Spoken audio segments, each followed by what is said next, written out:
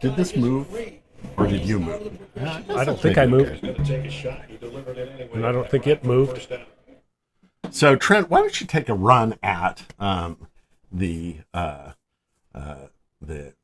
maybe one of the most famous stories, which is Travis at the carpet store.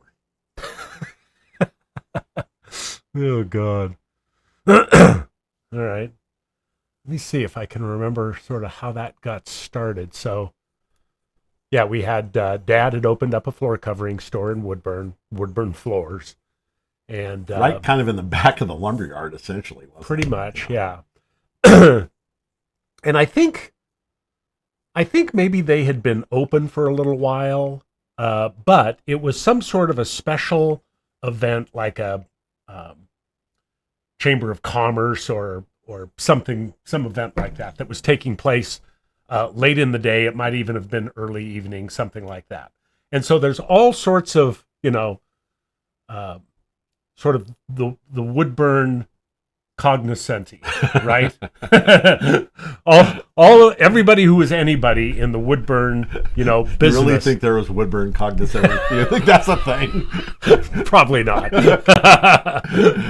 But anyway, everybody's there. Yeah. And Travis is in school at that point. I'm not sure what grade he's in, but he might have been preschool. I think preschool. Preschool? Yeah. Okay. Something like that. So Sharon goes and picks him up.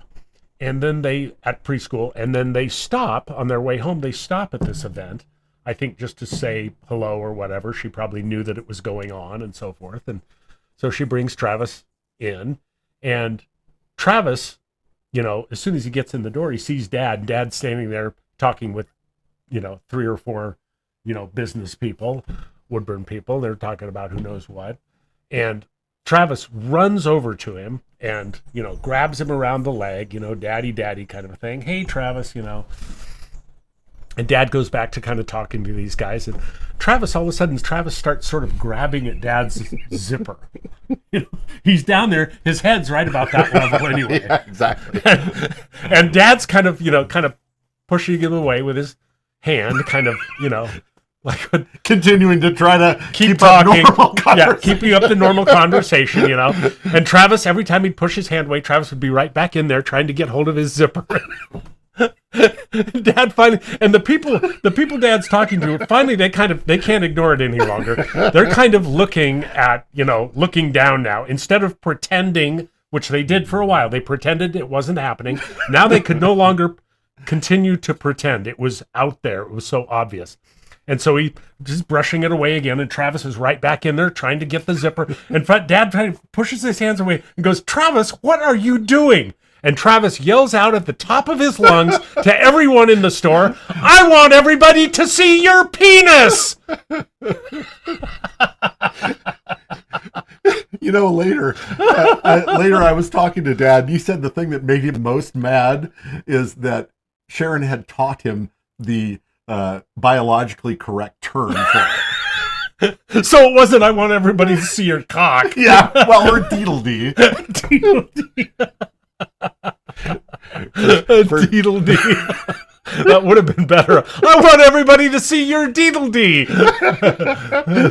Huh? It might have gotten away with it. Yeah, they could have easily. Yeah, deedle-dee. The question is, where did that get started? Yeah, I have no idea. Do you think it was Grandma? It could have been. I mean, I guess we could have come up with it on our own somehow, but I kind of doubt it. Yeah, I don't know.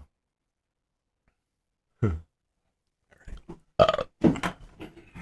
Done.